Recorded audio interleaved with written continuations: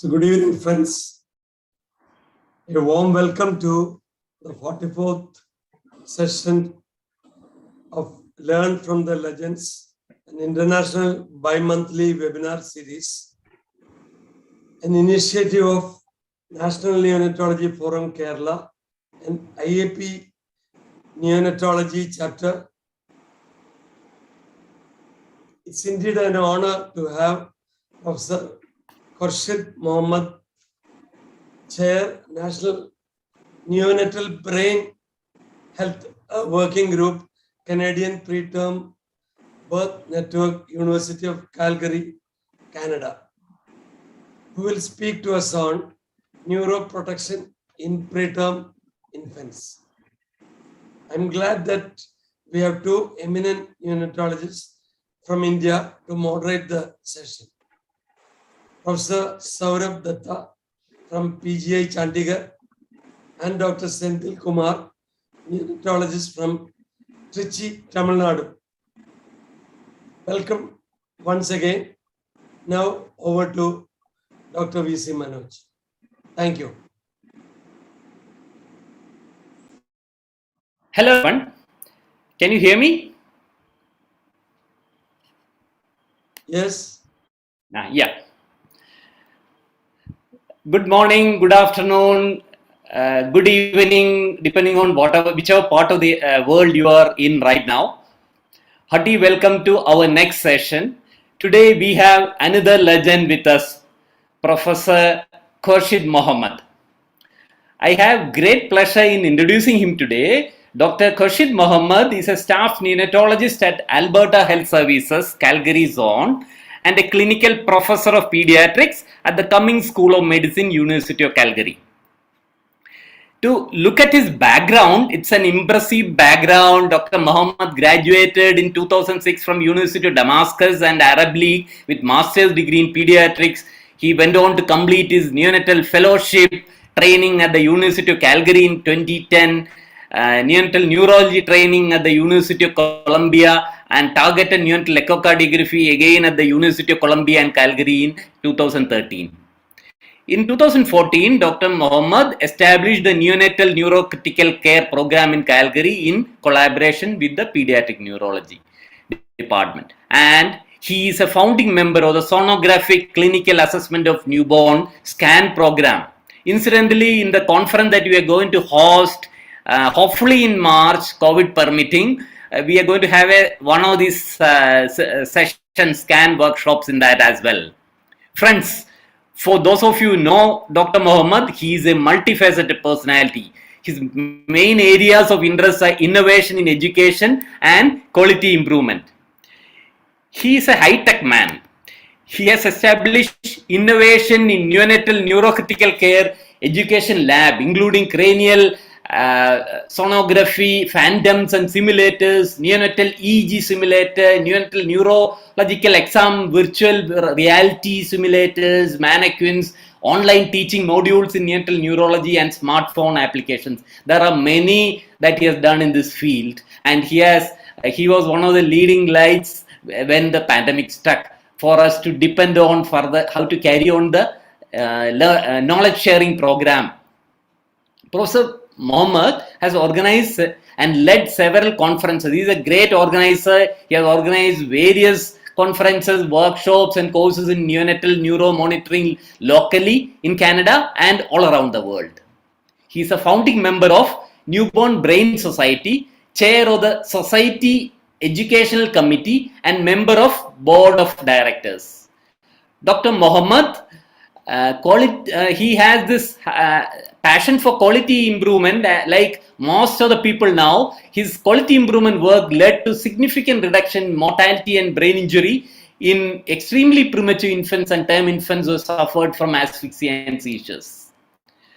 Dr. Mohammad has received wide recognition as the Canadian Pediatric Society Emerging Leader Award last year in 2020. His areas of research interest are education, brain perfusion, monitoring, and quality improvement neuroprotection strategies. Today we are going to have a QA perspective to the topic neuroprotection in preterm infants.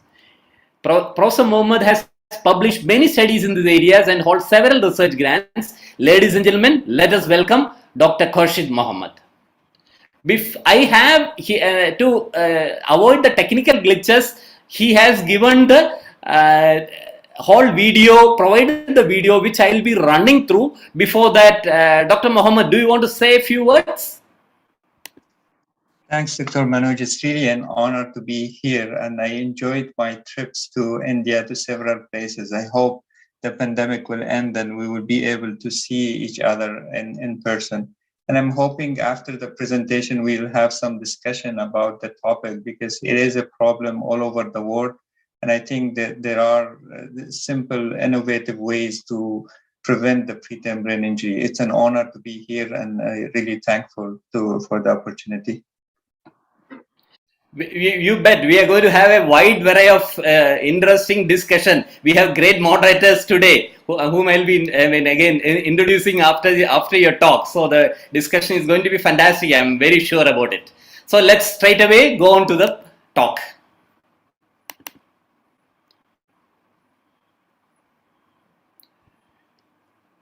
If there is any technical glitch, kindly inform me, since it's a recorded one. Thank you, Dr. Manoj, for the kind introduction and for giving me the opportunity to present today. So I have nothing to disclose other than mentioning that the clinical case I will identify today is with parental permission. My goal today is to explain some... Sorry? Shall we go ahead? Some key quality improvement terminology, which was gibberish to me when I started this project about 18 when you share, I'll try to do that through two clinical cases. One was before the implementation of the bundle and one after, to show how the practice has changed at individual level. And also through steps we have taken in planning and implementing our two quality improvement project, Drive IVH to Zero and Preterm Brain Injury Classification. Each took about 6 years in making. I will also occasionally present selective evidence from literature to make certain points. Finally, I will finish up with the short-term and some long-term outcomes of the Drive IVH to Zero project implementation.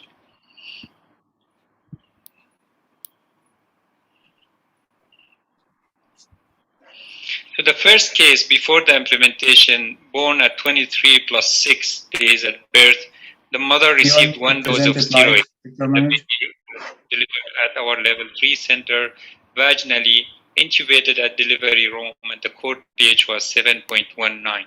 The admission temperature was 36.5, central lines were inserted, baby had RDS, required surfactant, at some point failed extubation and had CO2 fluctuation with mixed metabolic and respiratory acidosis.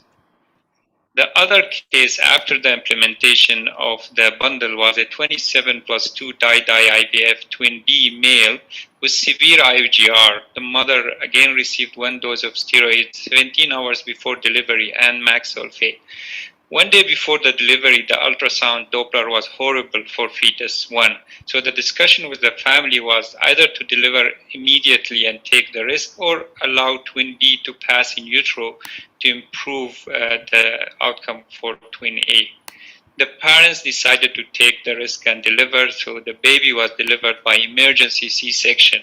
Apgars were 1, 6, and 8. Core pH was 6.9 and CPAP was started in the case room, intubated with reasonable ventilatory settings except FiO2 was around 49%.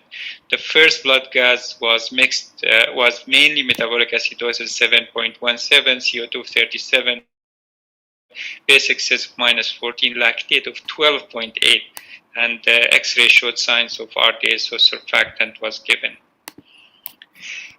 How will the management of these two cases differ with and without the neuroprotection bundle? We shall see throughout the presentation. The heart of quality improvement project is the problem identification. Without clear identification, definition, and standard measurement of a problem, smart aim, process measures, and balancing measures, and so on may become wasteful. of effort and time, and it may create unnecessary frustration or false reassurance. So the first question we ask ourselves, which type of preterm brain injury are we targeting? The cumulative, subtle, or white matter injury on the left, or the acute early brain injury on the right? To ensure feasibility, compliance, and quick result, we decided to go with the acute early brain injury prevention. Although the title of my talk stated IVH prevention, but what we really targeted was early acute brain injury. I used IVH because it's the most infamous among all. Also, whenever I mention grade 4 IVH by mistake, what I really mean is periventricular hemorrhagic infarct. What is the nature or cause of the early acute preterm brain injury? For several anatomical and physiological reasons, it is a vascular injury. For example, the illustration on the right shows the venous system. You can appreciate the bottleneck drainage passing through the germinal matrix. If an infant, for example, develop bad or big grade 1 IVH, the venous return may get compromised and end up with periventricular hemorrhagic infarct. The picture on the left, on the other hand, shows the arterial system. Again, you can see the watershed area within the germinal matrix, which make it very vulnerable. And ischemia is the main initial insult, followed by reperfusion. As you know, the fetus is exposed to a hypoxic environment and can cope with it due to the abundance of fetal hemoglobin, which has high affinity to oxygen. This allows the red blood cells to hold on to oxygen for longer and break the cycle of hypoxia if occurred.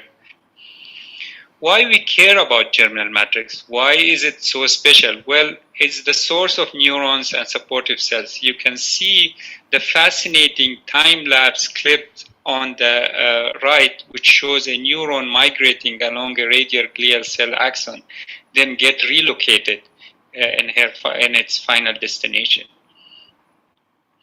And then why is the germinal matrix very vulnerable? One of the main reasons is the immaturity of the blood-brain barrier. If you look at the picture on the left, you can appreciate the robust and mature blood-brain barrier compared to the picture on the right, which is a courtesy of Dr. Sarnath, sent me this slide.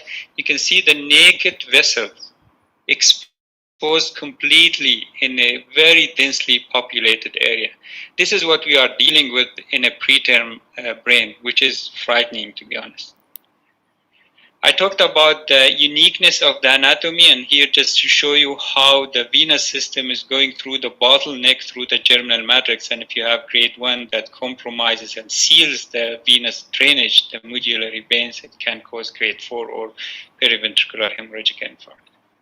The last 2 points in the acute early brain injury pathophysiology are the concept of brain autoregulation. In a nutshell, preterm infant autoregulation is almost flat or pressure passive, meaning the lower the blood pressure, the lower perfusion to the brain, and vice versa.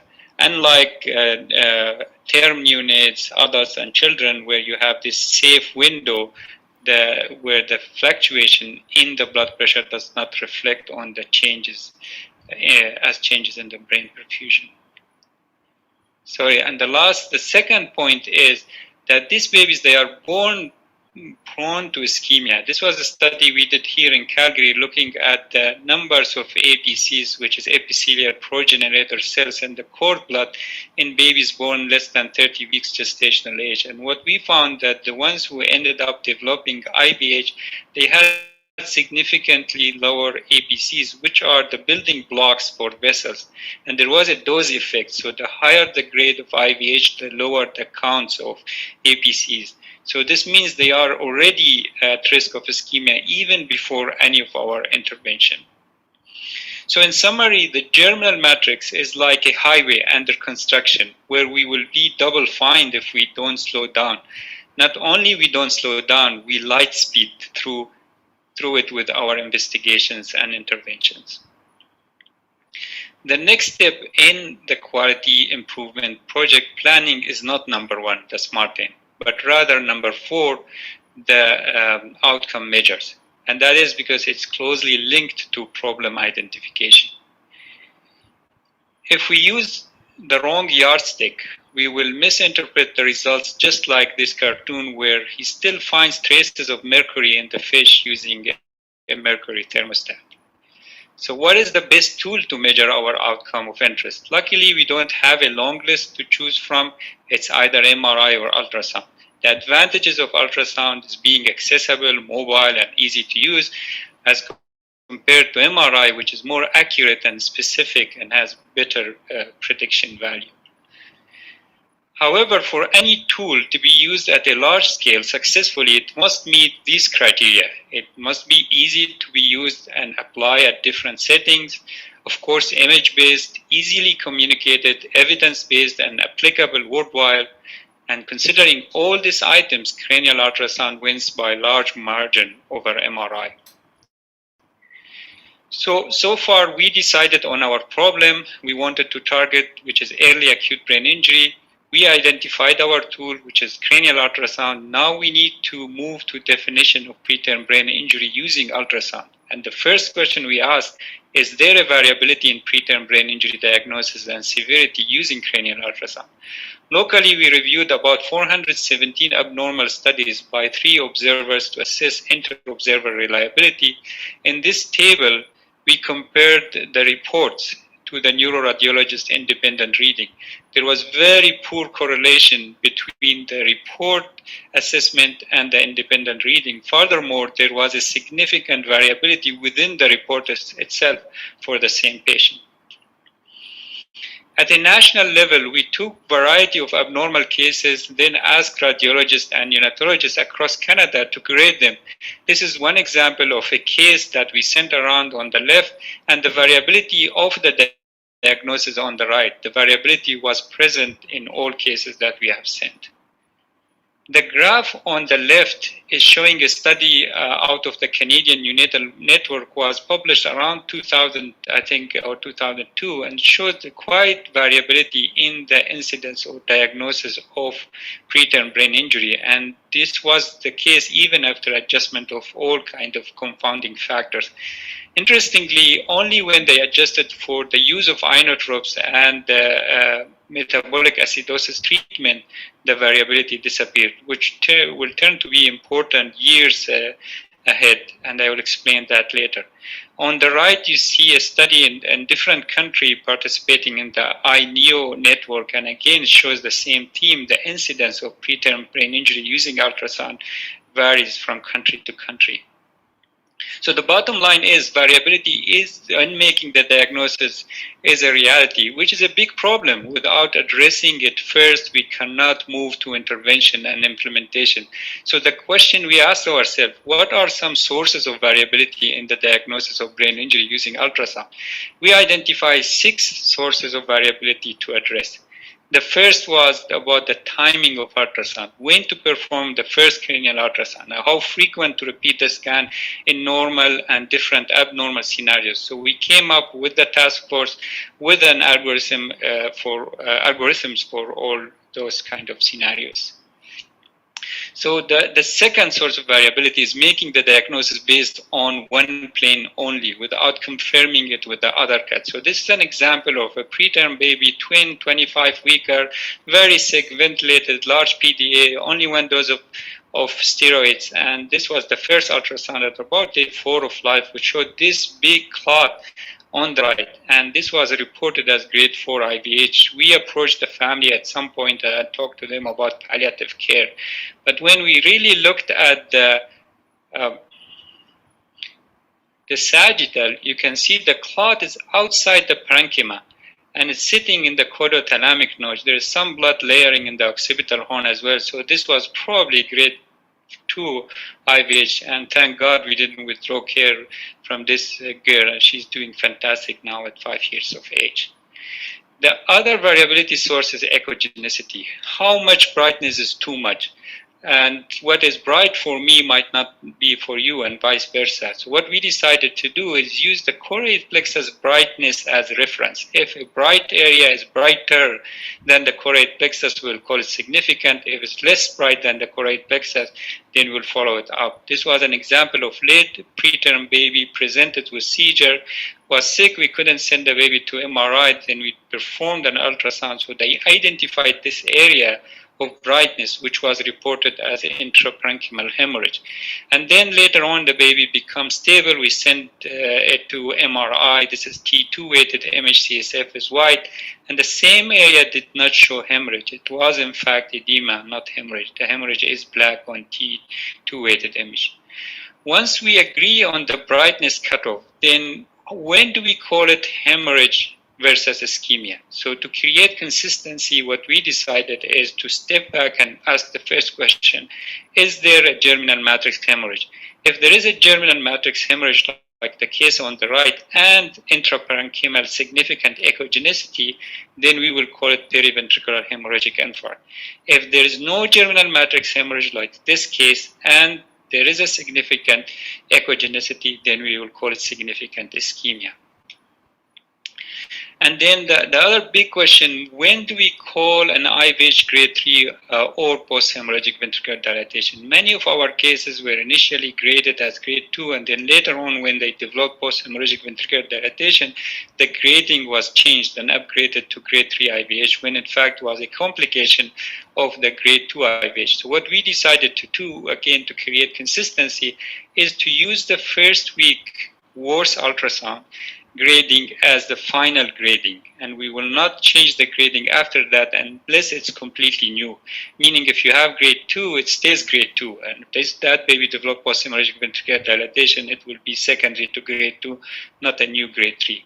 And the other thing about grade 3, the question will come, is it 50% of the normal sized ventricle or 50% from dilated ventricle? So to solve that problem, we said we need to have two criteria for the grade 3. The blood has to fill more than 50% of the ventricle, and the blood itself had to distend the ventricle. So this is a classic one there.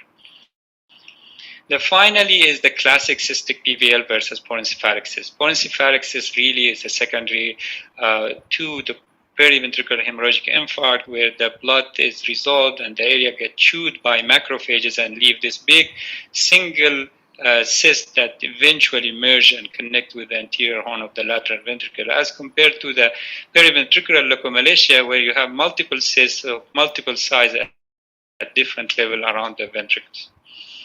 So locally, we used those 417 abnormal cases in addressing those sources of variability. This has been led by my colleague, Dr. Laura Leicher and Dr. James Scott, our neuroradiologist. The first paper came out, we were looking at the ventricular measurement, which index is the best and most practical to use. And we found that anterior horn width was the most practical and reliable index to be used.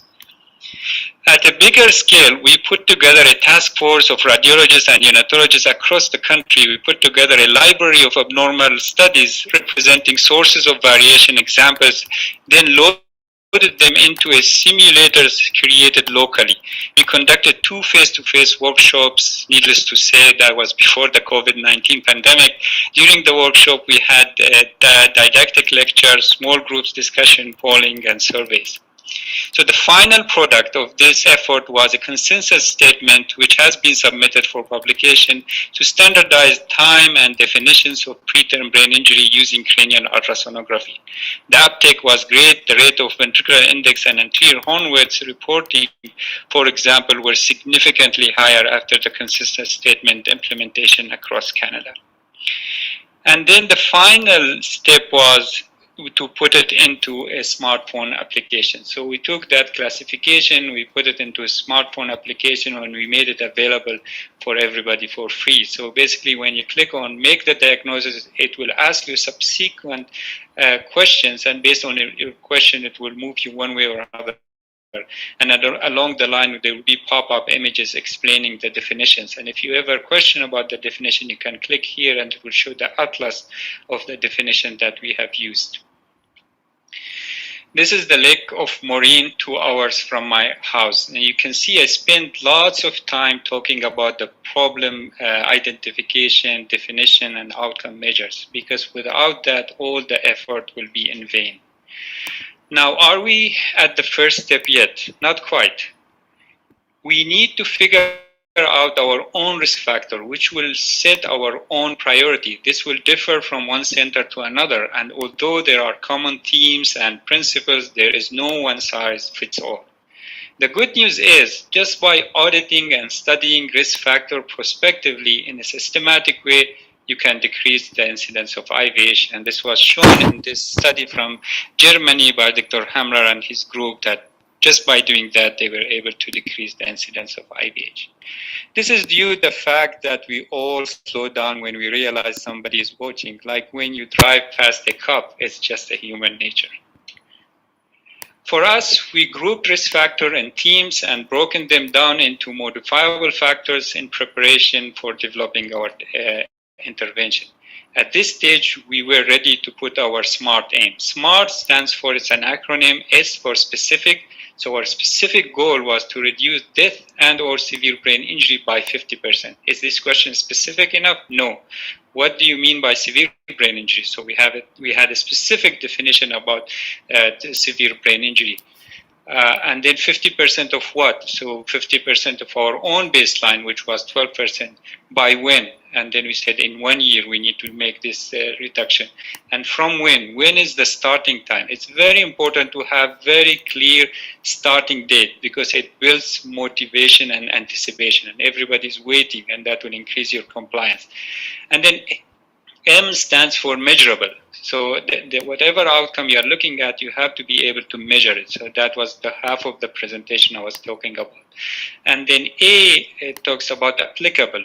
So can you apply and implement this? Is it feasible? So what we did, we consulted stakeholders, working group leaders, and involved them early on, and of course, frontline workers. R stands for realistic.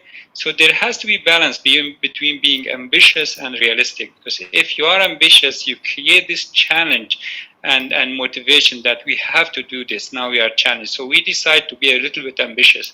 We said we want to decrease the incidence by 50% in a year. And of course, the skepticism was all over the place, and it gave us more motivation and challenge to do this.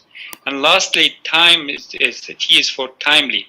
So there was a local interest because our baseline incidence was high, and there was higher level support, and there was a national initiative at the time called Drive IVH to Zero, which we have joined. So that's the SMART aim. Key elements in our driver diagram. So you need to draw your driver diagram. They were focusing on the outborn infant, handling in the first 72 hours, hemodynamic management, respiratory management.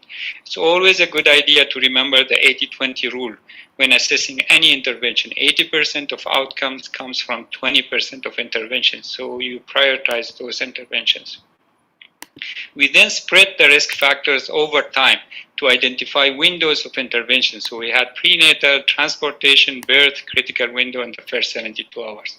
Based on those windows, we developed neuroprotection intervention or packages, which I will explain one by one.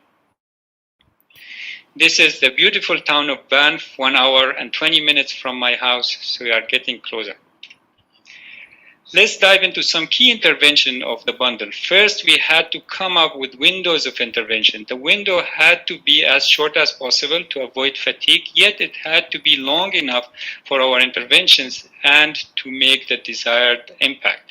We came up with the 72 hours critical window, given the fact that the vast majority of the early acute brain injury occurs in the first 72 hours, as well as most intervention and many complications.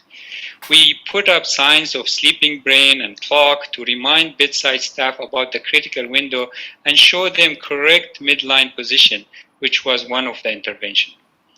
Now I want to take a moment here to acknowledge and thank nurses and RTs. If you want your bundle to be successful, then involve and engage nurses. With them you are in business. Without them, it will be very challenging to implement a bundle successfully. This was shown by Dr. Myler and her group from Netherlands is by just doing that, having a neuroprotection bundle led by nurses, they were able to reduce the incidence of significant brain injury. One challenge remains, though, is how can we quantify handling in the first 72 hours? This issue goes under process management, and that's a terminology in quality improvement. One idea is to use a pedometer attached to the door of the incubator to measure opening and closing as steps. We can then use that as a surrogate marker for handling.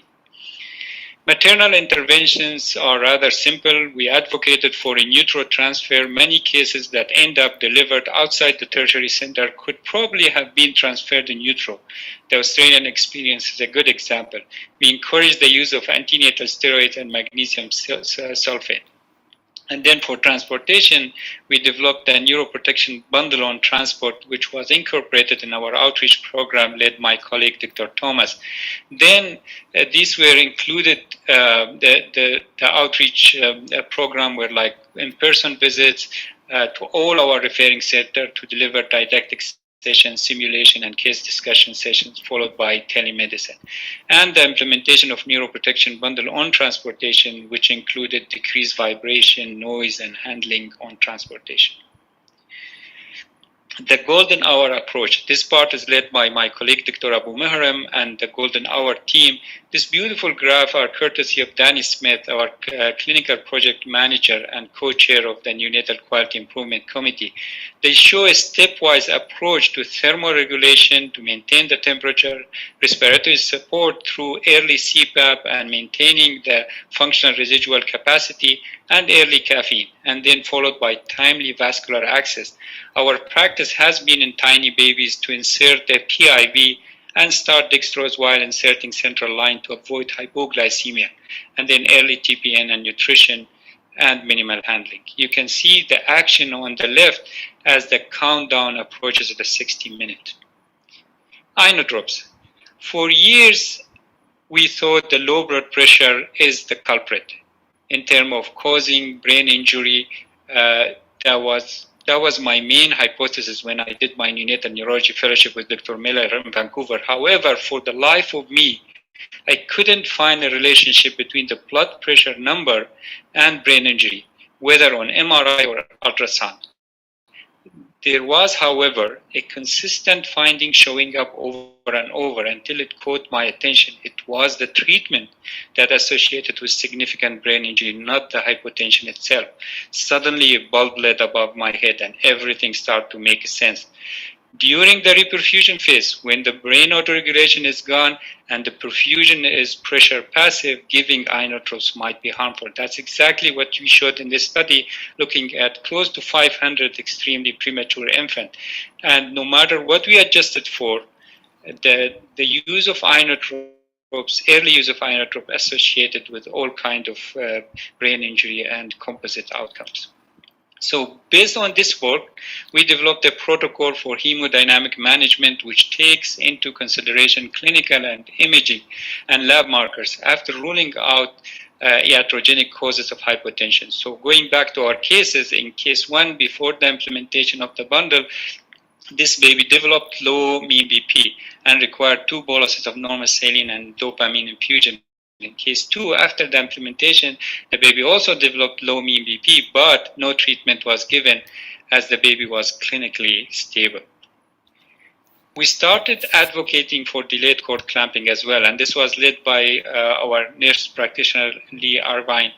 In an oversimplified way, when a baby breathes, the pulmonary vascular bed opens. And if the cord is connected, it will take blood from the cord and the placenta because they have low pressure. If the cord is cut immediately, then the vascular bed will take blood from other organs through the PDA, which will cause ischemia followed by reperfusion.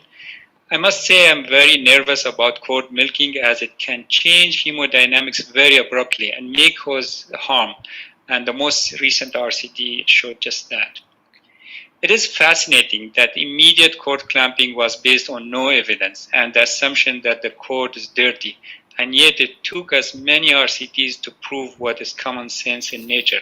I wanted to show you this short video of orangutan giving birth. Observe how she performs NRP initial steps on an intact cord and see the joy and satisfaction on their faces at the end. Here it comes, here it comes. This is it, that's the head. That's it, it's out, it's out. That's it. She's starting to remove the amniotic sac. Oh, there we go. Yeah.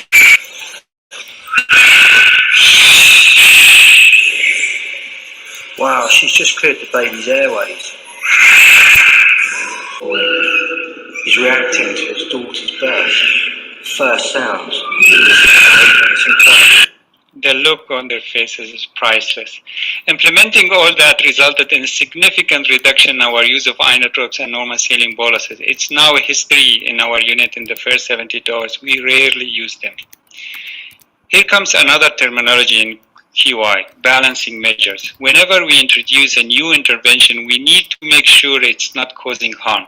In the case of permissive hypotension, if you like, we wanted to make sure the rate of cystic and non-cystic white matter injury did not increase after the intervention, which wasn't the case in our unit. On the contrary, the rate of death and or severe brain injury followed the same trend as the reduction in the inotropes use. PDA is a big dilemma that I don't think I can solve here. It's complex, multifactorial, and moving target by seconds. However, there are two extremes when it comes to PDA management. Pure clinically oriented management. The problem with this approach is there is a silent window before the effect of PDA shows clinically, about 24 to 48 hours based on Dr. Evans' work. And sometimes we miss the boat by then. The other extreme is echo-directed treatment. The problem with this approach is that we may end up over-treating and cause some iatrogenic diagnosis. You can change the measurements and the flow by changing the probe position. Having said that, what we found when we looked at our data is that if the bedside physician decided using a collective markers, clinical, and echo, that the PDA is significant, treating that PDA early with endo may decrease the incidence of death and or severe brain injury. This brings us to the question of prophylactic versus targeted endomethacin, which is falling out of favor, I would say, due to the risk of spontaneous intestinal perforation and PPHN exaggeration. This is a nice study led by our colleagues in Edmonton, where we looked at the use of prophylactic endomethacin at different gestational ages and risk of SIP or brain injury in the Canadian Neonatal Network Participating Center. Interestingly, we found a threshold of 26-week gestation. Below that, the risk of SIP and severe brain injury decreased. Beyond that gestational age, the risk of SIP increased without a significant gain in brain injury reduction. What about PPHN? We used to give a second dose of surfactant as a knee-jerk reaction whenever the FiO2 increases beyond certain threshold after the first dose of surfactant. That practice may have caused significant deterioration in some infant with pure PPHN after the first dose of surfactant. Then the pendulum swung to the other end, and we started to do more bedside functional echocardiography and treat with more frequently with INO, which wasn't without risk either. Think about it this way. A baby with a full-blown RDS, PDA is open and bidirectional. We gave the first dose of surfactant. The lung compliance improved immediately, and the shunt through the PDA either become abruptly left-right, causing ischemia, or it unveiled a pure PPHN. This paper, led by one of my colleagues, Dr. Streska, showed that there was no difference between early and late surfactant administration. However, in this paper, there were babies who received surfactant. They was associated with significant higher composite of death and severe brain injury. Now, of course, these babies were sicker, they were younger, but they have adjusted for all this kind of confounding factor, and this was still persistent. This is in no way a recommendation against surfactant. Surfactant is a lifesaver, and we need to give it when it's indicated. It's just to illustrate the complexity of the physiology in the first 72 hours of life. What I do personally in a ventilated extreme premature infant with full-blown RDS who receives surfactant, I check the PDA after the first 24 hours of life and within the critical window before extubation. If the PDA is mostly left to right, like the example here, you can see the flashing blue and red through the PDA. It means it's bidirectional, which was confirmed through the Doppler. Above the baseline is moving toward the probe, and below the baseline is moving away the probe. So this is left to right, and this is right to left. So this PDA was mostly left to right. So at this stage, and if there is no IVH on the cranial ultrasound, I treat it with indomethacin. So in case 1, before the implementation of the bundle, the baby did have bidirectional PDA in the first 72 hours, which wasn't treated, and baby had PBHN on echo, but no INO was given. In case 2, after the implementation of the bundle, the PDA was treated at 30 hours of life because it was mostly left to right and baby didn't have IVH. And I do targeted treatment, so I repeat the echo before the next dose, so the baby end up receiving only 2 doses of indomethacin, not the full course. Moving to respiratory management, our first step at this aim to decrease the hypercapnia and extubation failure. Therefore, we advocated to keep all infants below 26 weeks gestational age intubated for the first 72 hours till we develop our intubation and extubation protocol. We then studied the impact of hyper and hypocapnia on brain injury. To our surprise, metabolic acidosis was the most important factor, more than hyper and hypocapnia. This work done by one of our ex-NNCC fellow, Dr. Goswami, who is now a neonatologist at McMaster University. So the worst combination in terms of having severe brain injury was mixed respiratory and metabolic acidosis. And going back to physiology, it made total sense, as CO2 doesn't cross the blood-brain barrier.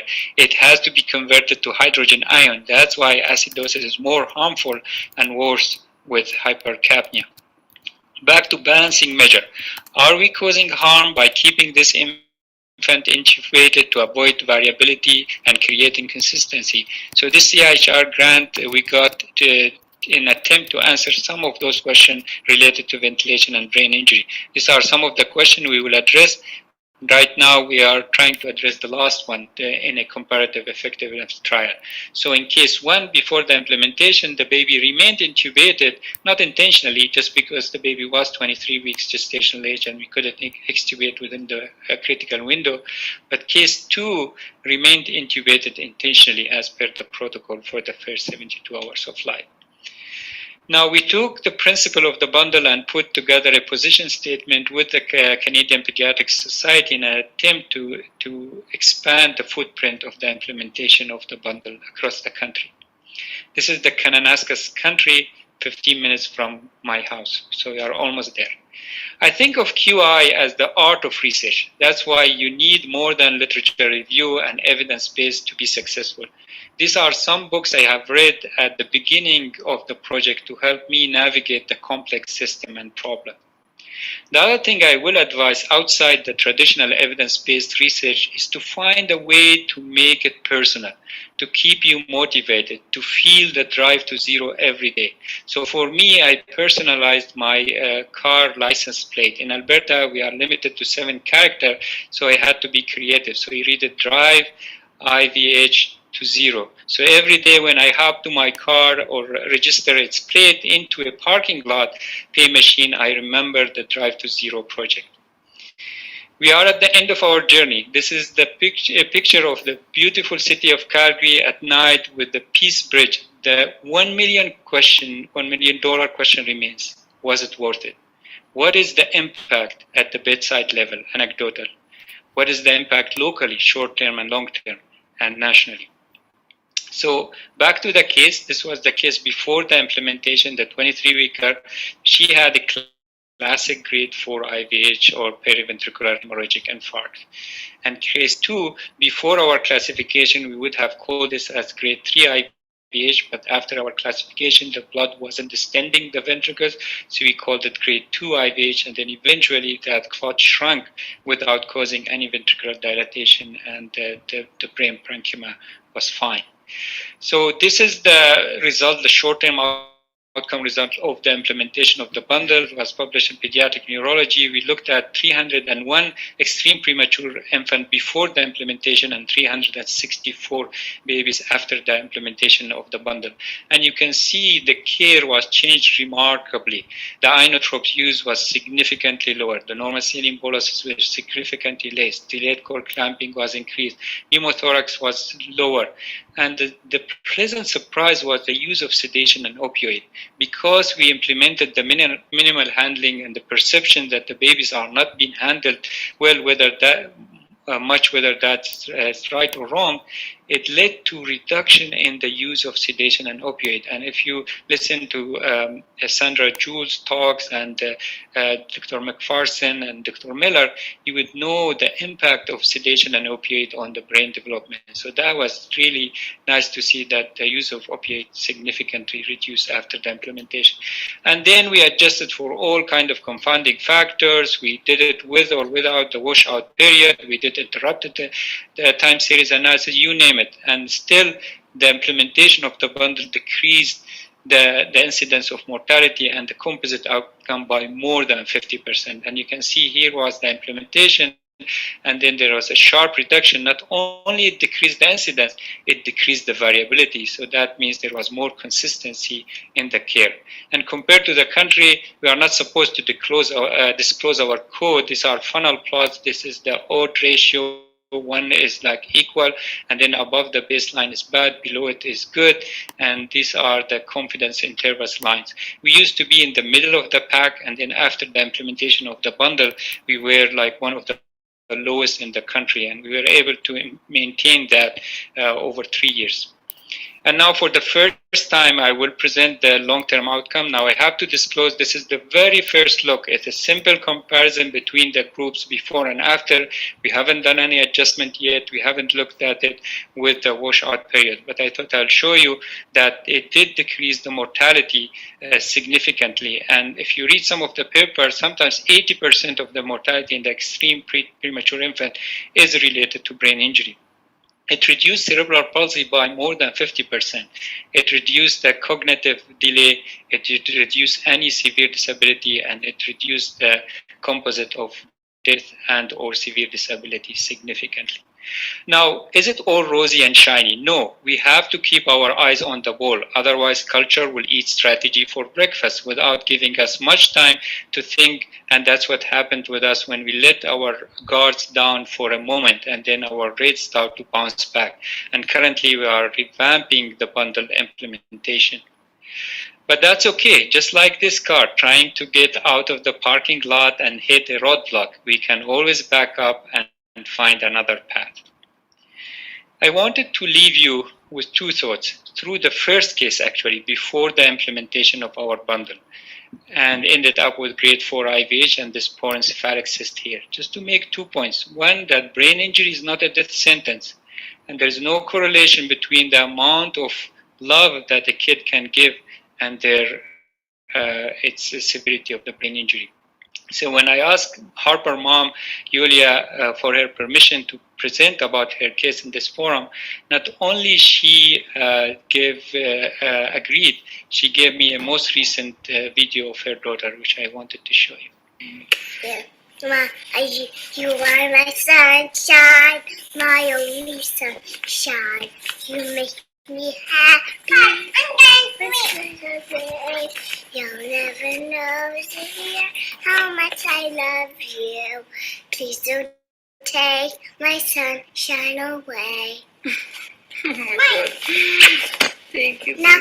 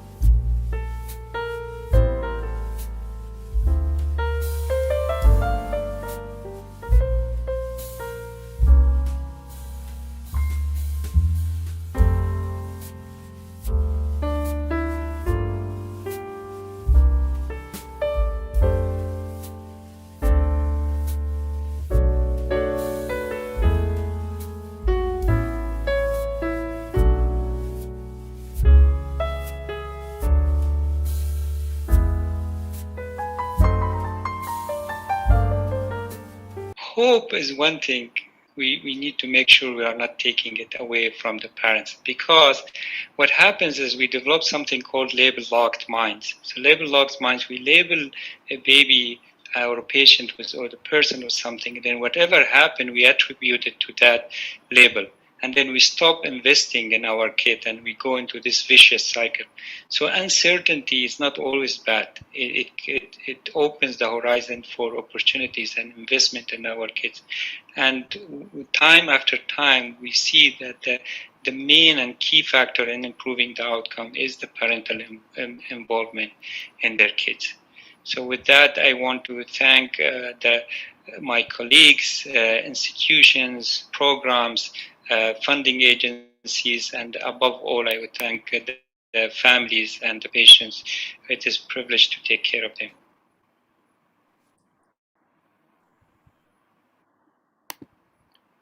Wow, that was an excellent journey we just had. Awesome journey that we were identifying with you. By the time you reach home, we are so contented.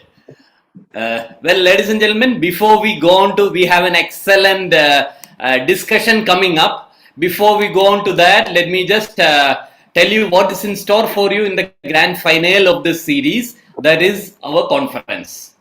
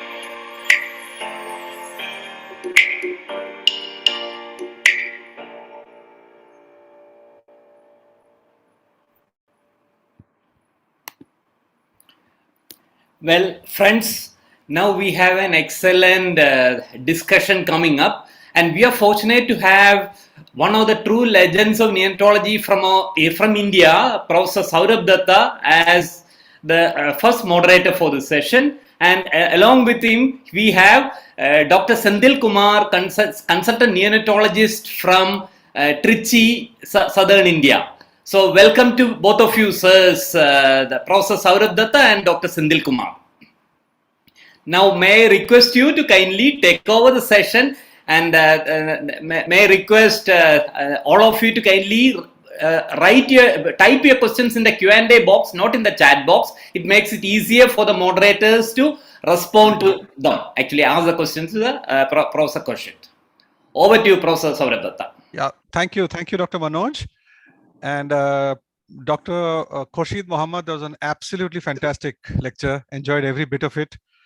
And your passion, which just came through, reflected in even the number plate of your car, and that wonderful video that you showed at the end. I really like the way you talked about the second dose of surfactant, and the use of the second dose gradually going down, that we should avoid the use of inotropes, how it actually worsens the outcome. And I found it interesting that you give a dose of indomethacin for PDA after the first dose of surfactant, and maybe you can have some discussion on that, because I don't know how prevalent that practice is. And your emphasis on the fact that metabolic acidosis is actually a bigger culprit than than CO2. So a lot of very interesting points for discussion. And very rightly you highlighted that you need a care bundle to drive down. An individual strategy working in isolation is not going to do the job if you're really going to attempt in an ambitious program like trying to drive IVH down to zero. So with that, I'll take up some questions which are in the Q&A box. I will also take questions which are in the chat box, because I know a lot of people instinctively post their questions in the chat box. So let's start off with the Q&A box. So the first question is from Dr. Livert Mamami Flores. The question is, what do you think of intranasal colostrum to reduce the degree of intracranial hemorrhage? I've personally never heard of that association, but could you address that question? And there is absolutely. Another question, which is, what do you think about erythropoietin? Yeah.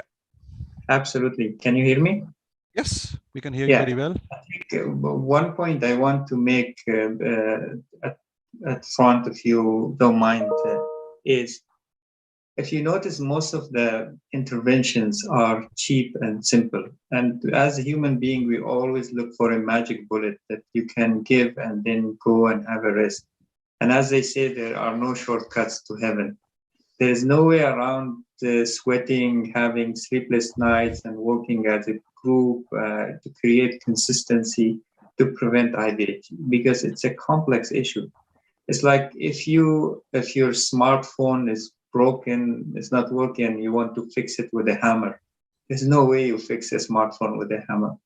So you have to take it to the professional, you have to spend time, we have to work together to prevent this complex issue. So when I address the questions of endomethacin, APO, or colostrum, those are not magic bullets. Unless we work as a team and develop a bundle and implement it consistently, we will not be able to make the difference. So back to the question of the colostrum, I think the first time I heard about it was in HIE, when they were talking about giving the stem cells to patients, children with cerebral palsy.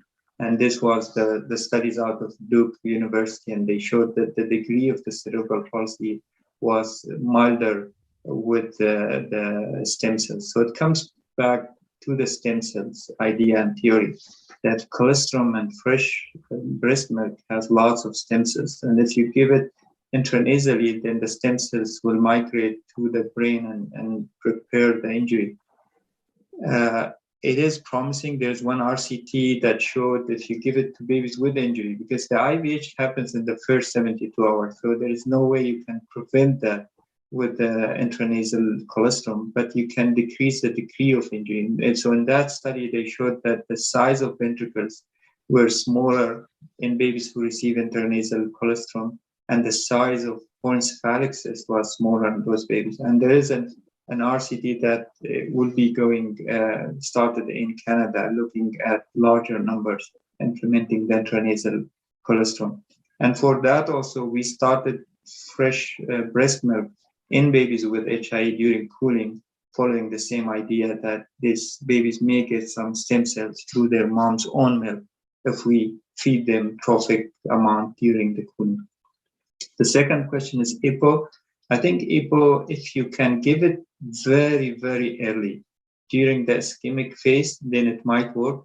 If you give it during the reperfusion phase, it may be harmful because EPO initially will branch out your vessels and improve the perfusion. And if the baby is going through the reperfusion and abundant of blood going to the brain, then you may cause harm. And that there is talk now about trying to give EPO very early when the baby is going through the ischemic phase. Yeah, the next question is by Dr. Jagjit Teji. He asks, has artificial intelligence been applied to these predictors and outcomes? I think it depends what you mean by artificial intelligence. It's probably machine learning tools to try and predict outcomes based on a large data sets and so on. So short answer is yes. They have this calculator, if you remember, where you punch in 5 risk factors and it gives you the percentage of risk that this baby will have for severe IVH, and that's the NICHD calculator that we all know. They took all the data and they created this calculator through modeling. The other is the work Dr. Lina Shalak did with combining the EEG and NIRS reading, and they created this heat map using this artificial intelligence and machine learning. And that's more in HIE, and I think that will come to preterm babies as well. The challenges, I have been trying to work on this for years now, is to take the data from different monitors, because they are made by different companies. They don't talk to each other. So you have to create this interface or box to feed in all the parameters and then spill it out in time-locked manner. And then the third layer is to have a program who can deal with all of that. So MATLAB is the most famous program that deal with that. You have to have your number of NIRS infrared spectroscopy, the regional saturation, and at the same time point, what was your blood pressure and what was the oxygen saturation and the CO2. And then the machine can look at the coherence, because really if the coherence is high, it means there is strong correlation between the fluctuation in the blood pressure and the fluctuation in the regional saturation. That means that the autoregulation is gone. And if the coherence low, then the autoregulation is intact. Now, people were able to do it in the research setup. It's not easy enough yet to implement it at the bedside. That I would say it didn't become feasible for clinical care. Thank you. The next question is by Dr. Bashir Ahmad. He asks, it's a very important question. What is the importance and impact of the overall high standard of care available in centers like yours on the final outcome, in addition to the specific components of the neuroprotection intervention? I think it might be, but I would say that what we tried with the bundle is to decrease the need for the high income materials and tools. So if you look at the components of the bundle, it's really all about the people and what we do with them. I mean, the countries like India, you guys have produced 3 vaccines in very short time. So it is possible. That's where the innovation comes in place. If you have the right will and the right desire, you can create the environment that protect these babies. And if you think about one intervention in the resource limited country, is the decrease of risk of hypothermia. If you can decrease the risk of hypothermia on admission, then many of those complications will go away. The other simple interventions, delayed cord clamping. You can do delayed cord, primates can do delayed cord clamping. So you can do delayed cord clamping wherever you are. The third is the incubator. You have incubator there. Resuscitation, you can do resuscitation. You can do the golden hour. So all those interventions are feasible. It just needs time and effort. It can't be from behind the desk. We have to all pull up our sleeves and be involved in this. But it is possible. It's not only in the high-income countries. Yeah. The next question is by Dr. Ayman Sakkar. Do you use or recommend using prophylactic hydrocortisone? And is there an effect of that on acute brain injury?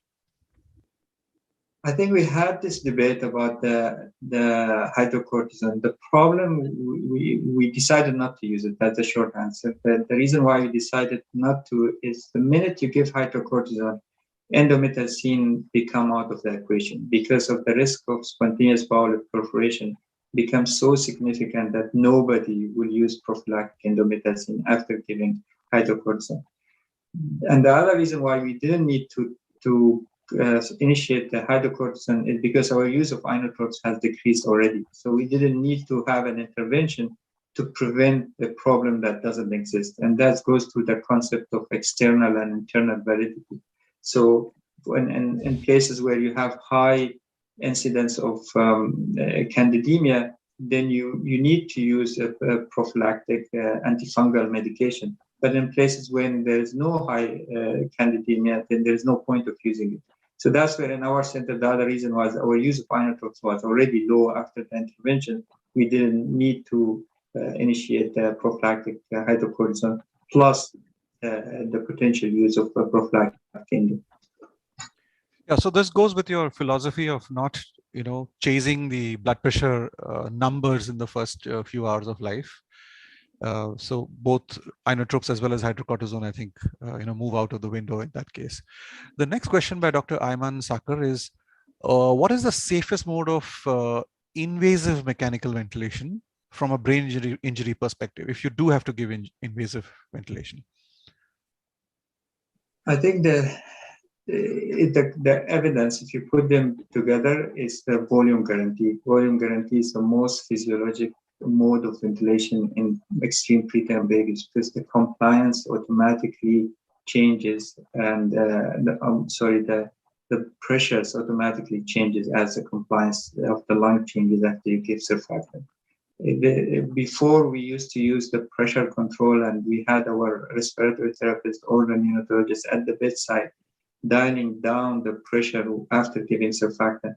But going back to the machine learning point, there is no way you can keep up with the compliance because the compliance changes by seconds and you are just watching the monitor and dialing down that you might overdo it or underdo it. Where when it's machine, the machine talks with the lung mechanics and changes the pressure immediately based on the compliance. So I would say that the volume guarantee is the one that makes most sense for me, but you may want to go early exit to high frequency if you are having to increase the settings in those babies rather than escalating your settings and ending up with the iatrogenic complication like pneumothorax or increasing the pressure, intracranial pressure and causing IVH. So do you use SIMV with volume guarantee? Is that what you're talking about? SIMV with volume guarantee as a starting mode of ventilation. Okay. Question by Dr. Maria Rodriguez Perez. What is your opinion about convectional heat versus irradiation heat in the delivery room for premature infants? I saw that question. I don't have experience one way or another. Unfortunately, we use whatever is available in the unit. We use the warmer, overhead warmer in the delivery room, and we use the plastic bags to keep the baby humid. So the bottom line is if you can keep the baby's temperature stable and if you can keep them hydrated and prevent insensible water loss and whatever method or tool you are doing and comfortable with, then I would say continue with that. So I think most people would use radiant warmers because of the number of interventions you need to do very quickly in the first few minutes of life. I guess it would be difficult if you had a convectional system. The next question by Dr. Megha Goel, any role of low dose dexamethasone for the prevention of PPD? And she's referring to the Premiloc study. We don't use that. So I don't know. I mean, I would refer to people who are expert in the respiratory, but we don't use it for brain injury prevention as such. Okay, there are a set of related questions by Dr. Kumar Gaurav. One is long-term neurodevelopmental outcomes of babies with IVH. I mean, I think he's referring to your center and specifically the role of platelet transfusions in IVH and PDA, and the role of prophylactic indomethacin.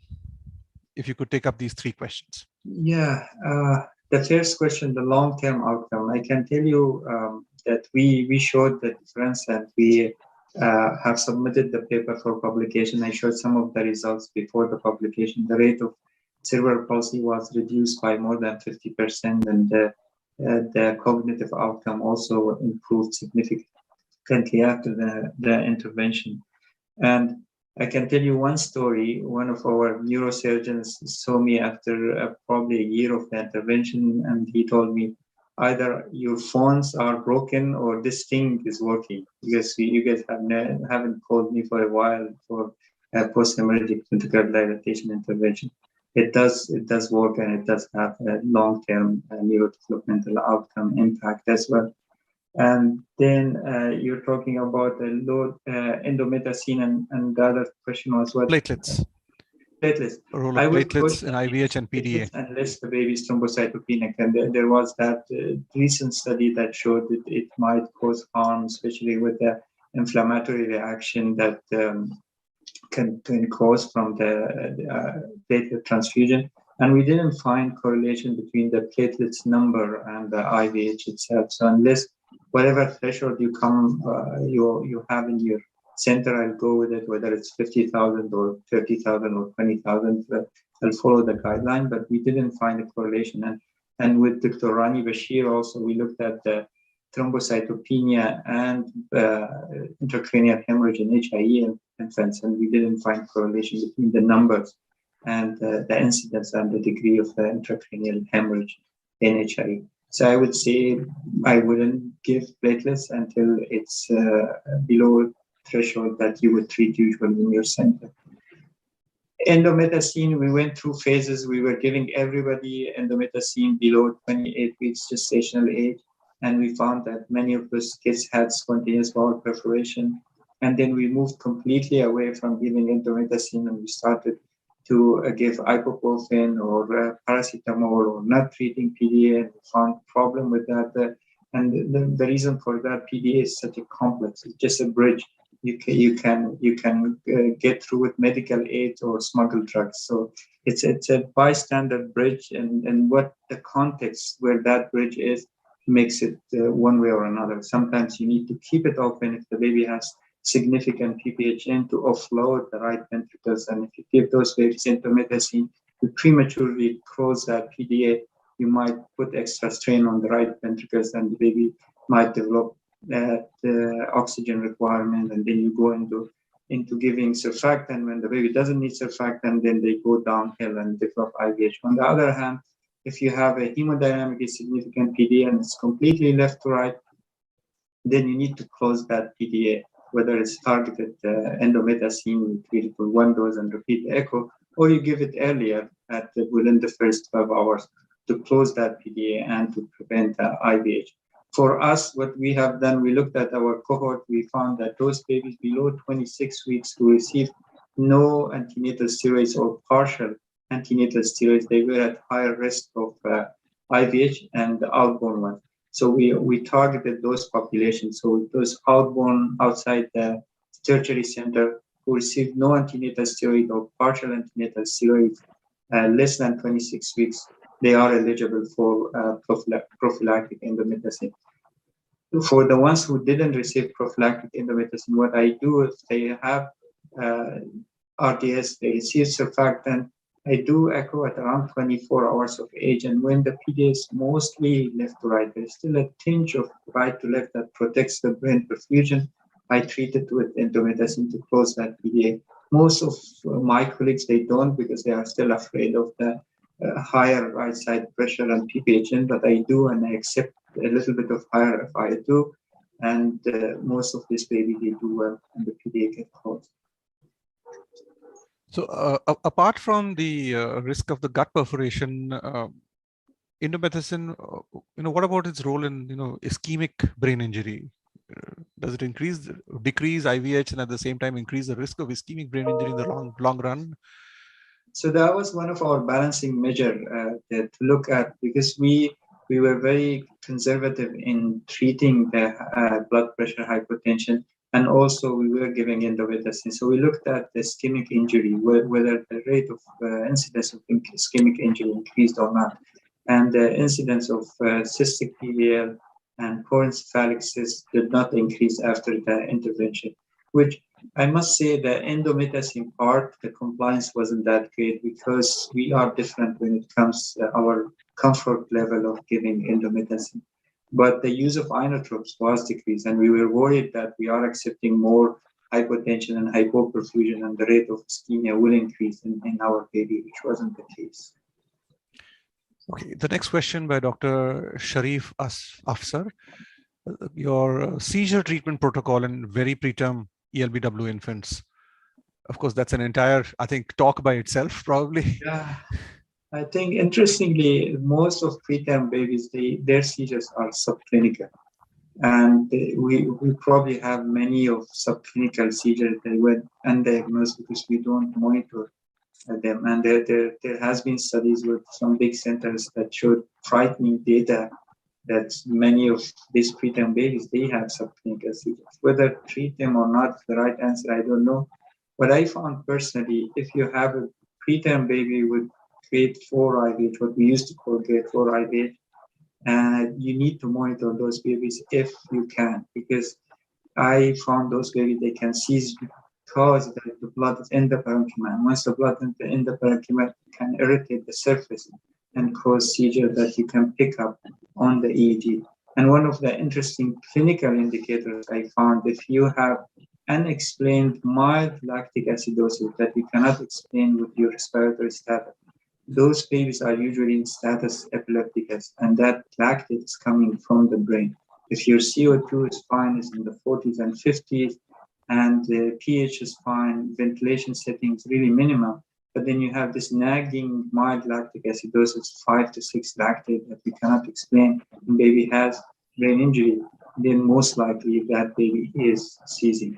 The other scenario, clinical scenario, I would say, if you are giving aminophyllin, in those baby, they have, most of the time, they have myoclonic seizures. You have these jerky movements, and you measure your aminophyllin level, and you might find it outside the therapeutic range. Thank you. That was a very interesting observation about the lactate. So, are there publications on this? Have you published this already? We are the unexplained lactate and seizures data now, because I have noticed it in several cases now. I think we once we have enough numbers. Okay, a question by Dr. Rama Kaja: how delayed cord clamping in? How much should you delay cord clamping in preemies with and without spontaneous breathing? I mean, again, I think that's a controversial area and work in progress. But what's your take on that?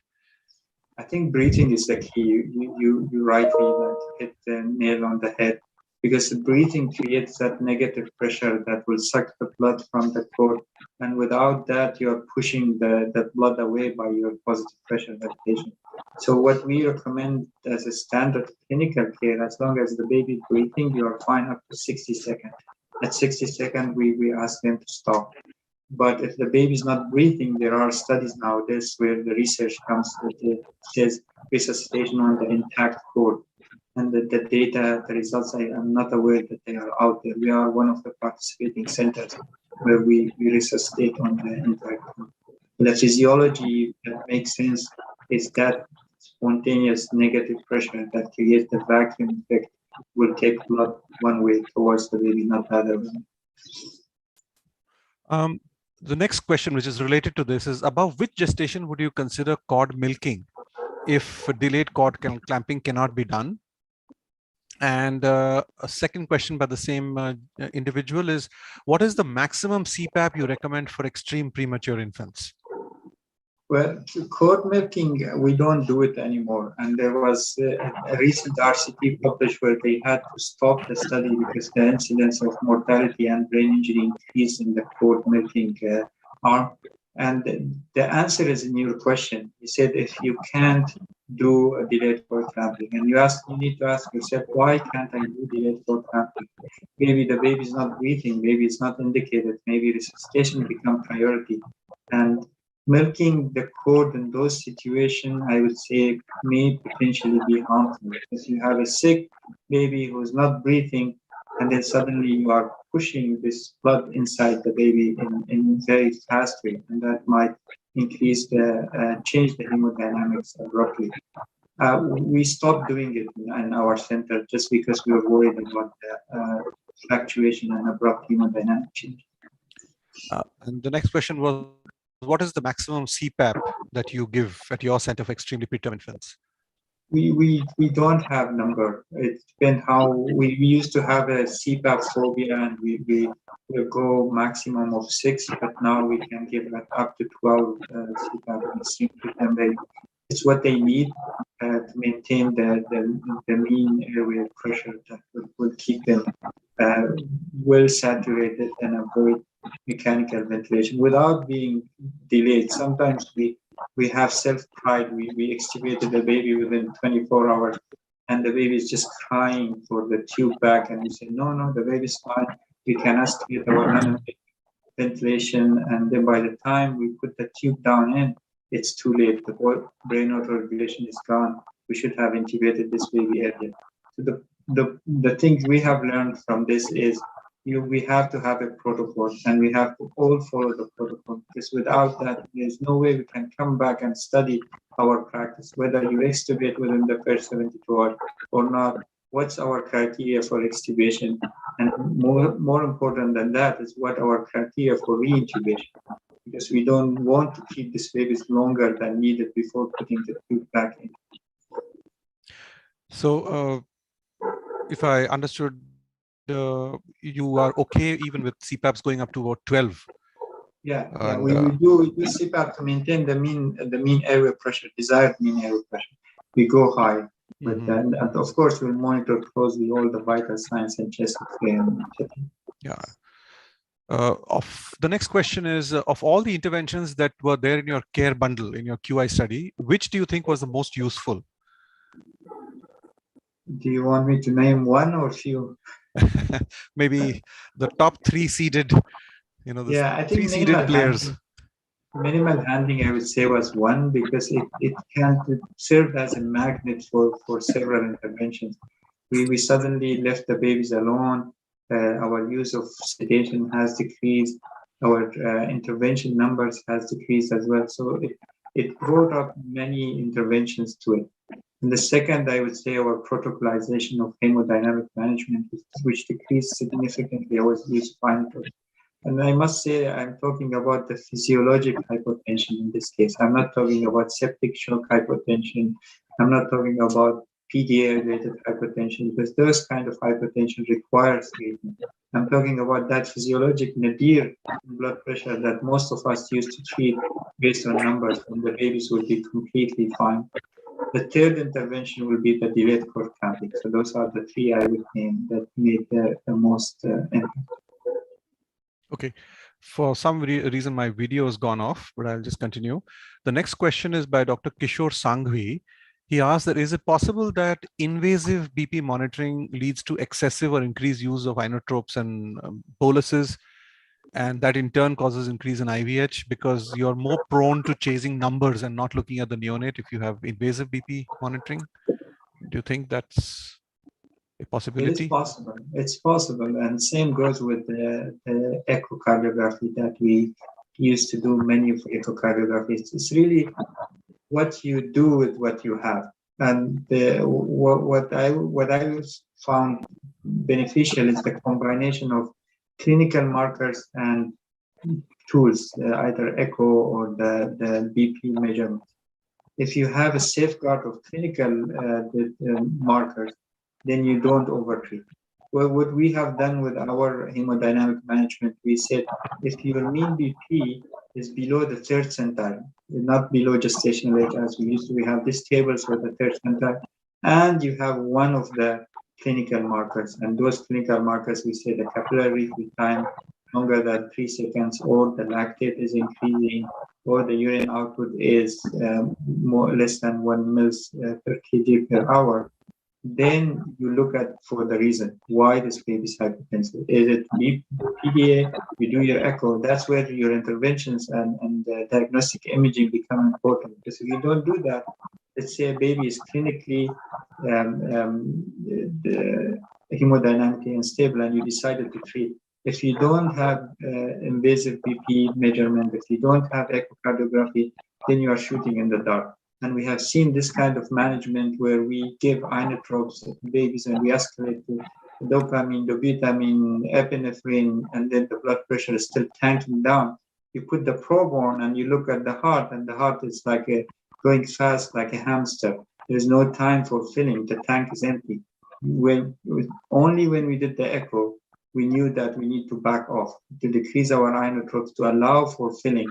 And then, sure enough, the blood pressure improved, and we were able to decrease the inotropes. So it should be a tool in your package, a combination of clinical and diagnostic imaging markers. That would be a reasonable approach, I would say.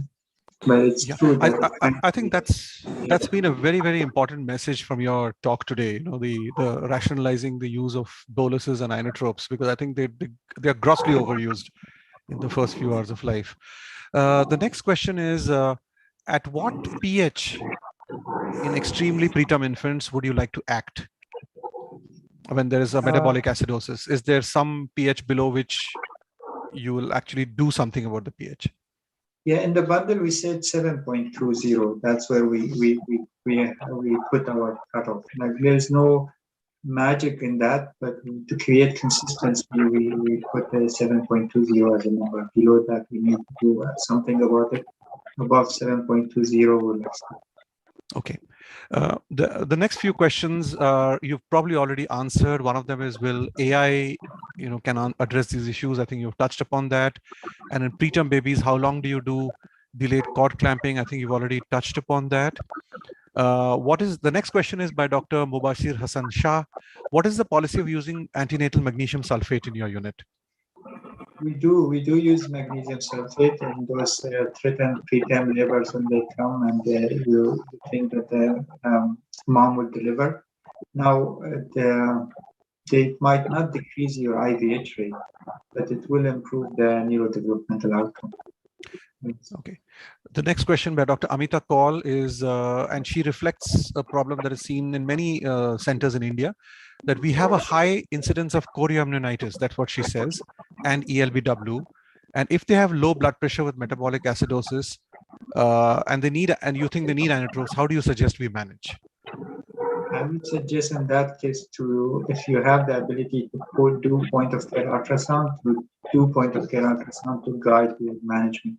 Look at the contractility and filling. If you are dealing with septic shock, you are dealing with vasodilator shocks, but then your agents like dopamine, norepinephrine become important in these cases. But if you have the ability to do point-of-care ultrasound, I'll do it. Okay, thank you. The next question is by Dr. Aditi Dey. She asks that is there a role of amplitude integrated EEG in changing the management of preterm neonates in the first 72 hours to reduce the risk of IVH? Should you put everybody on AEG, and is there some way it would help to reduce the risk of IVH? Is there? I think that's a very rich area for research, and future will be for more monitoring. It's just not feasible right now because of the number of preterm babies we have. For example, in our center only get about 130 preterm babies below 28 weeks gestation age. And I imagine you will have way higher numbers in India. Putting this babies on EEG, putting a tool is one thing, and being able to manage it is another thing. Because you will need to train your nurses to put the EEG on. You need to develop a system so somebody can read it continuously. You have to upload it into server, and you have to have the expertise who are able to read it. I think that will come in the future, but at this time, it's not feasible for clinical care to use it universally in all preterm babies. But many questions can be answered to amplitude integrated EEG using research. Right, so that's still an open area. The next question by Dr. Kumar Gaurav, the timing of starting inotropes in extreme preemies, considering their pressure passive circulation. Well, we try to avoid it in the first 72 hours. In a way, after 72 hours, the risk of IVH is much, much less. Although using it after 72 hours is associated with higher risk of white matter injury. But the timing is when you think this hemodynamic instability starting to impact the baby. And it goes back to the combination of clinical and physiologic markers that you develop in your center. We finished with the questions in the QA box, and I would now hand over to my co-chairperson, Dr. Senthil Kumar, to take on the questions which are in the chat box. And those are interspersed. There are some general comments, and then there are questions. So, Senthil, you have a task on your hands. Yeah. Yes, Over to you, Dr. Senthil. Actually, it's a very excellent talk by Khorshid. The way in which you put your things to make it happen is an excellent art, and you have done an QI in an excellent manner. And the one which is very interesting is that at minimum handling you put it in the number one in the main intervention. That's very fantastic, and within 72 hours actually avoiding boluses and tropes, which is very useful things, and which is going to have a much more neuroprotective effect in many babies. And on questions have been there is that from Dr. Paul, is there any role of phenobutone to prevent IVH? Is there questions? Yeah, I can recall there was a very old study when they used phenobarb and muscle relaxant, and then indeed it did decrease IVH because it will decrease variability and hemodynamic changes and vital sign changes. The problem with that is we know that phenobarbital cause apoptosis, and giving phenobarbital prophylactically in a vast universally to all preterm baby can cause harm more than benefit to prevent that small number of IVH, and same goes to muscle relaxant. So that's why it hasn't been used universally to prevent IVH. But the idea behind it is legit and important because it sedates the baby in a way, and it slows the changes in the brain perfusion. Another question is, so what is the neurodevelopment outcome of babies with an IVH? Oh, that's depend on the degree of IVH. When the Canadian United Network looked at risk factors for long-term outcome, the most impactful one was preterm brain injury using ultrasound. So it is independent risk factor for adverse neurodevelopmental outcome. The worse your IVH degree, the higher risk of adverse outcome. However, you have to put it in the context. For example, the case I presented had classic grade 4 IVH with poencephalic cyst, and she had fantastic outcome. She doesn't even have CP. So it depends where is the location, how big it is, and what's the complication. In this fortunate case, there was only poencephalic cyst. There was no ventriculomegaly, and the cyst that was left behind was very small. So the brain was able to rewire itself and bypass the injury. We know that the baby's brain and preterm brain, they are very elastic and resilient. They can bypass injury. So I stopped carrying those outcome cards. I used to carry them and tell the parent the numbers or the risk track 23, your baby's 23 weeks, so the risk of CP is this, the risk of blindness, this, and this, whatnot. But I noticed that this is defeating the purpose, because then I went into this label locked minds, and the parents were fixating on the CP, and sure enough, what they were afraid of happens because they didn't invest in their kids enough, because they were afraid of this outcome. And realizing that each case is different, each degree is different, and each injury is different, each environment is different, parents, kids, their life, we have our own stories, each one of us. So it was, for me, it didn't make sense to lump them all together in numbers. So I even when the parents ask me about the number, I don't give them the number and say, the story of your kid is different. and you can write it and you can write the end of it. Thanks. Okay, the rest of the questions have been already discussed in a question and answer box, and it's an excellent evening for all of us to enjoy this session. I have one final question, Dr. Khorshid Mohammad. So by when realistically do you think you'll be able to drive IVH to zero? Well, I think we can. I remember what I was talking with one the visiting professor about HIE and how we will improve on the identification. And he just looked at me and he said, it doesn't make sense to me that HIE still exists. I think human being will become smart enough at some point to prevent asphyxia. And I think at some point, I'm hoping that we will be able to prevent IVH and drive it to zero. I can't tell you when, but I think we can. Thank you very much. It was a wonderful presentation. And on behalf of my co-chairperson, we hand it over back to Dr. Manoj and the organizers.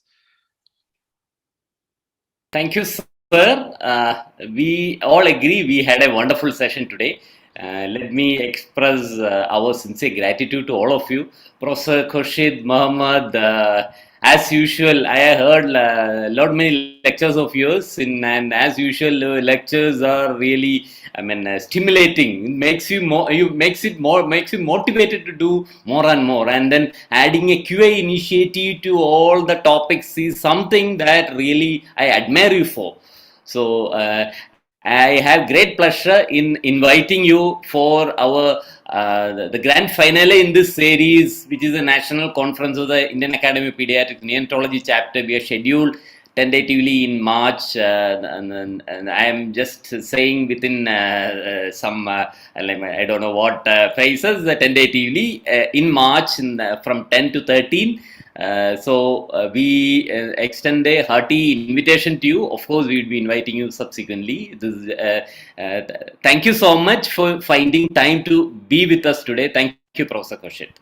Thank you so much. It has been an honor, and I have so many close friends and teachers from India. It's always fun and honor to present and visit. Thank you.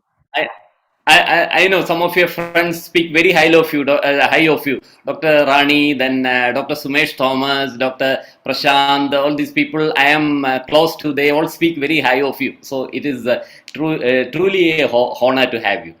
And we had an excellent discussion today, thanks to the great moderators, I must say, we had today. Professor Saurabh Datta is a known name for all of us in India, but even not only in India, abroad also. I am sure, sir, your name is known, and then you have it was so nice of you to lead the discussion today in the panel today. Thank you so much, Professor Saurabh, for finding time to moderate today's session.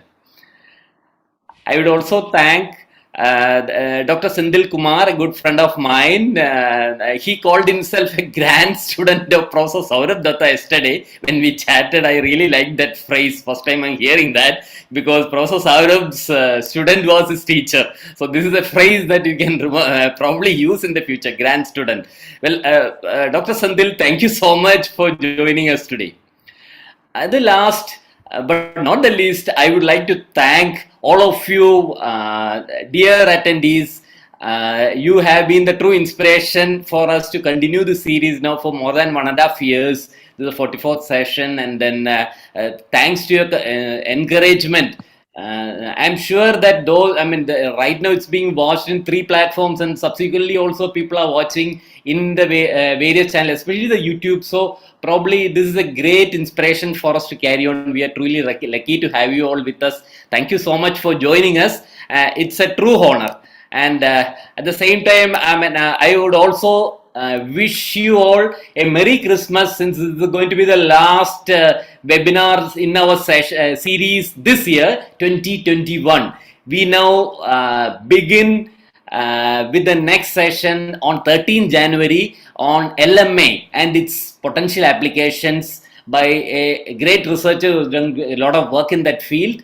So I would invite all of you to join us on 13 January, Thursday at 7:30 a.m. for the next talk. Until then, bye bye. Happy New Year to all of you.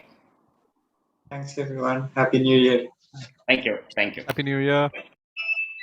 Happy New Year, sir.